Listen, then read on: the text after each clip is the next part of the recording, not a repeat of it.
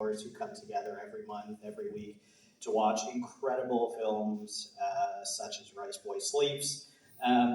Tonight, of course, is very special because we have a guest, and we're excited to dig into this film a bit more together. So please join me in welcoming to the stage Ethan Hwang.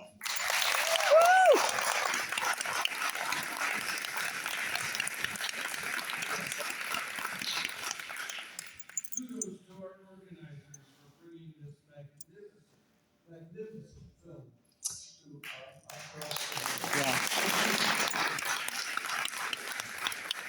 It really is a magnificent film. And I'd love to get into it more. Ethan, I'm wondering, you were coming off of Umbrella Academy, excuse me, a big Netflix production versus, a film like Rice Boy Sleeps. Can you speak to the difference between the two of them and how you related to each process? Hello, everyone. Hi. Hi, thank you for coming.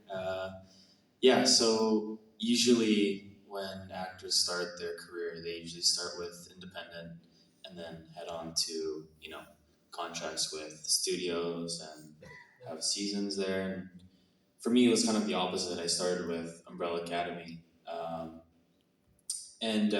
I started when I was very young in high school, and I wasn't really sure how, the whole industry worked.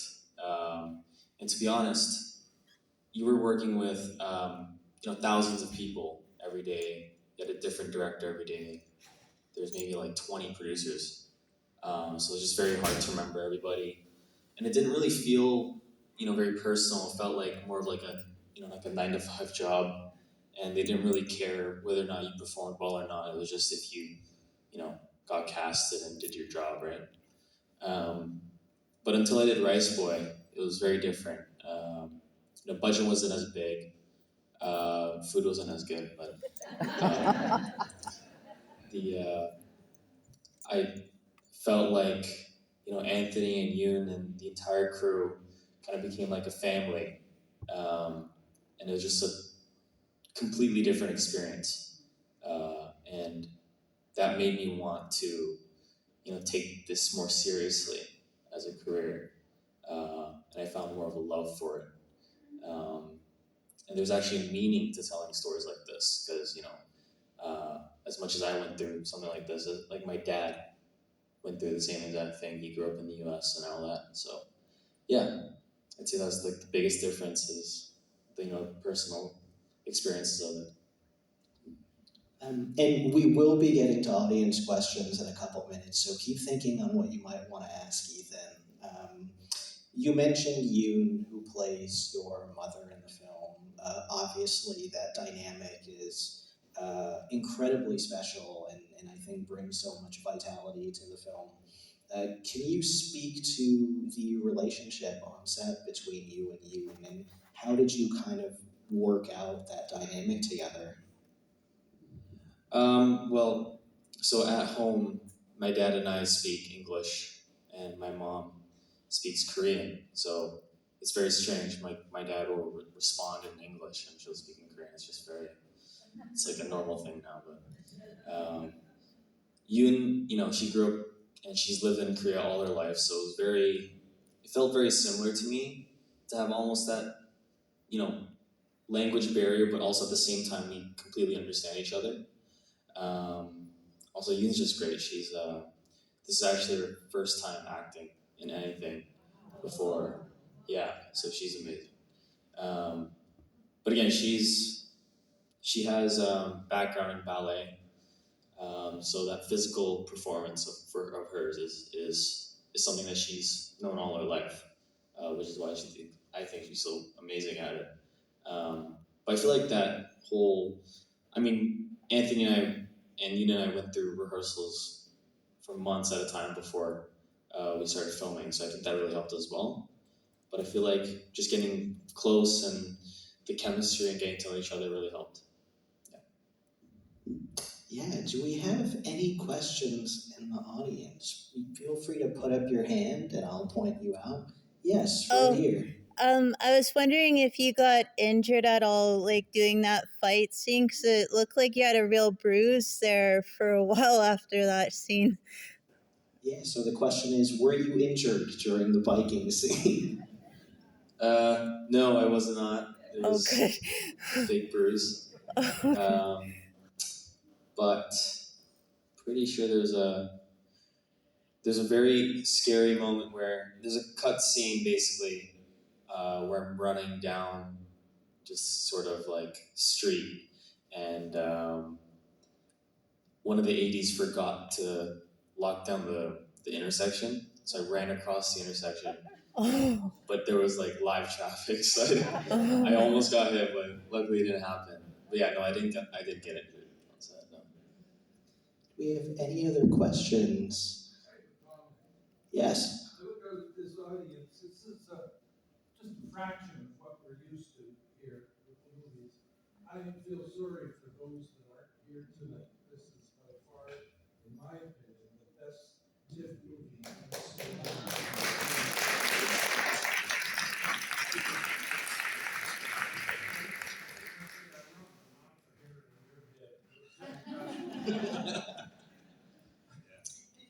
Well, yeah, we have a hand up right here. Wanted to know, at what age did you start acting?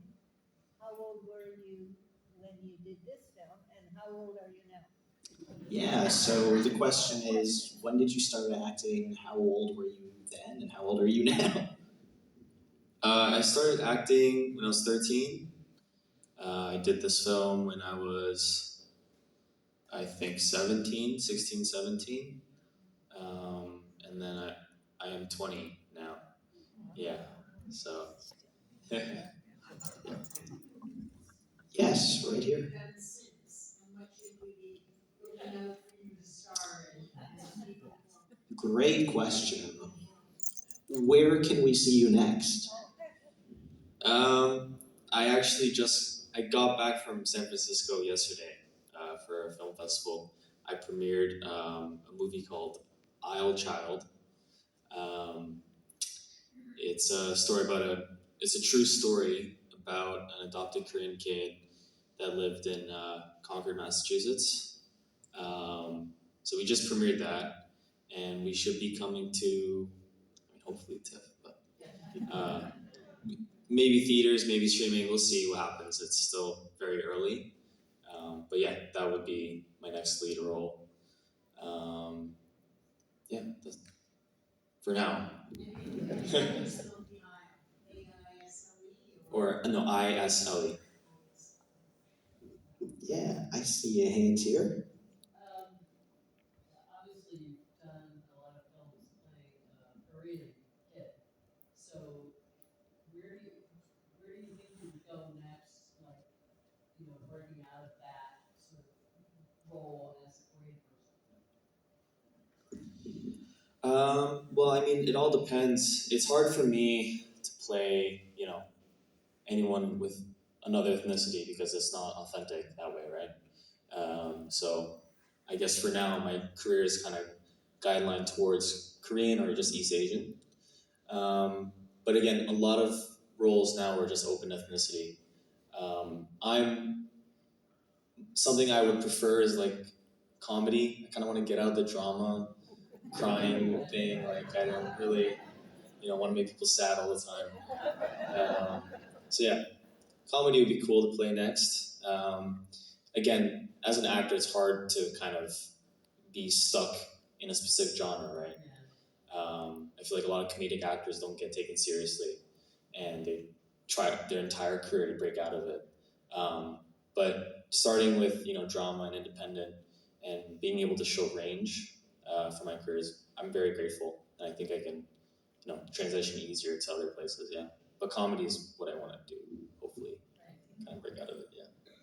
Well, I'd love to piggyback off some of those questions a little bit. Um, Ethan, the film actually went to Busan in Korea. It was part of the film festival there, and it did actually win the audience award in Busan as well.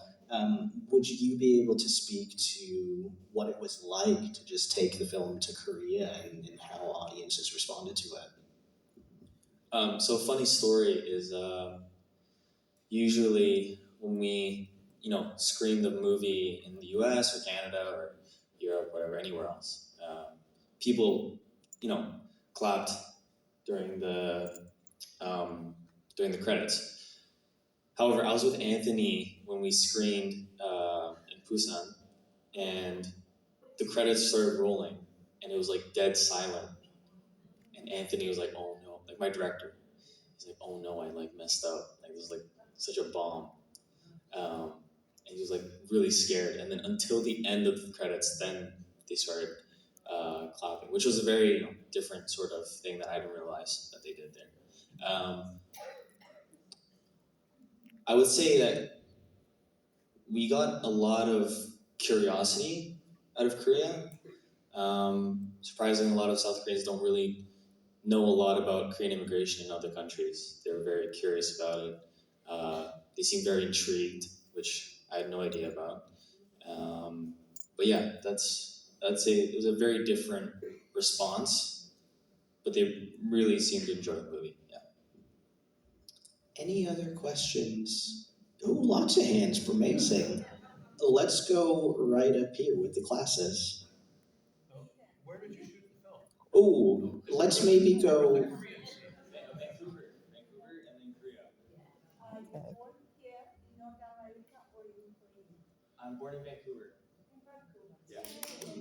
Can you tell me if you went to any of the situation here in Canada similar to in the movie? Yeah. Are there any situations you encountered in Canada? Yeah, that are similar to the movie. Yeah, so before I started acting, I actually grew up playing hockey. So my parents wanted to put me into a sport, and I had severe pollen grass allergies, so I couldn't play. That was like half of them gone. Uh, so then, they put me into skating. I was very good at it, and then I played double A hockey for 12 years, almost my life, and I had to quit because my draft year when contact started, I actually broke my arm. So I'd say I did feel I growing up playing hockey. I was the only Asian kid on every team, so that was very hard. And I wouldn't say it was to extreme measures, but I definitely did feel out of place. I felt like I was kind of trying to fit in too hard, um, and thinking back on it, at the time I had no idea what it was. I didn't know why they were treating me this way or that way. I didn't care, to be honest. But until I got older, I realized, oh, that's what it was. It was just because of that. It doesn't really bother me all that much, but um, I feel like that did have an impact on sort of my insecurities growing up and growing up in this country, which is has been very forgiving. But more than that, I'd say my dad has gone through a lot more. He's grown up in the U.S. and Canada in the 70s, 80s, and so he's been through a lot more. And he is usually very critical of what I do and what I get for auditions. But this was actually one of the first scripts he's read, and he's like, "You have to do this," because more so, it didn't really resonate with me as much as it resonated with him. And I just kind of saw the light in his eyes that I've never seen before, and I just felt like, yeah, I want to tell this story for him. Yeah. Yeah. You seem to have a great rapport. Do you get to know the actors in all the other two movies as well? I think I'm on the hot seat now. Wow. I think I've been very fortunate to do a couple of these visits with Ethan now, and Ethan is a remarkable travel companion for one, and is full of excitement and insights about filmmaking. And I think it's just been very fun to be around him, and I hope he feels the same as well. Do we have any more questions about the film? Yes, actually, in the gray sweater up top. I have to stand up because I don't have a big voice. So, how is your Korean? I know you said you understand well, your mom, I think you said speaks things to understand, another thing to speak. So all those scenes that you made speaking Korean, did you have to learn your parts, or can you actually have a conversation? Great question. So the question is, how was your Korean, and how did that factor into the film? So before this film, I never thought that I would use or speak Korean in acting. So very new. I had to brush up on it. But I am fluent, so I can speak and understand. Um, but I think at the time when I filmed Rice Boy, I was actually it was very dull, and it was really bad. So if you notice, actually throughout the film, because we filmed it chronologically, my Korean gets better, better, better. And Anthony's like, you gotta work on your Korean. I'm like, okay. I thought it was pretty good, yeah. But yeah. I believe we had another question up front. Yes. Did you go to acting school in Canada, in Vancouver, or film school? Yeah, good question. Ethan, can you talk about, I suppose, how you got into acting, and did you have any formal training? I've never been to acting school. So I was born in Vancouver, but around literally a year after my family and I moved to London, England.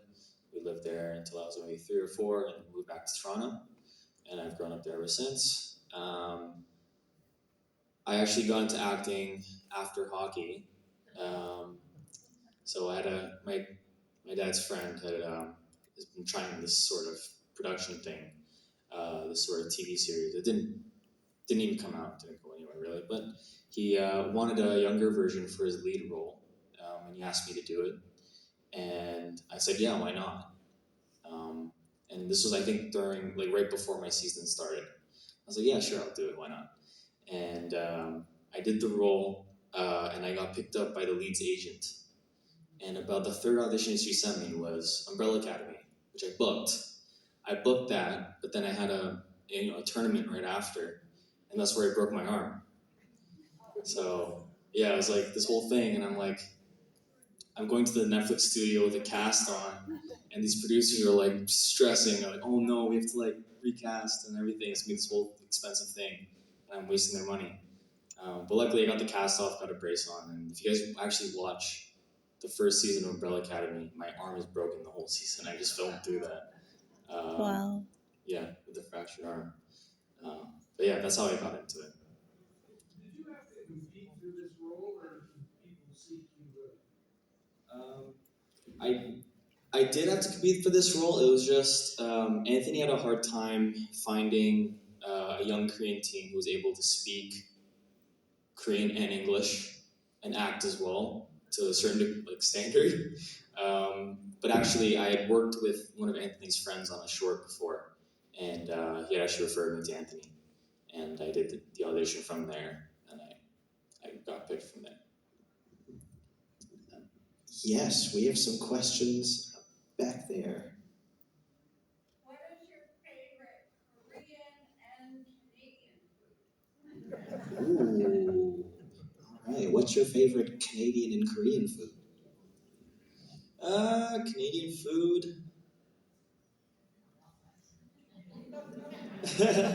Poutine. I love poutine. Korean food, I love. There's something called spicy cold noodle soup. It's called naengmyeon. It's very good. Yeah, that's my favorite. Yeah. Do you enjoy acting? Yeah. Yes, I do. Actually, before I did Rice Boy, I was still in high school and I wasn't sure what I wanted to do with my life, and so I decided to go to business school at Ryerson. So I'm studying business management right there right now.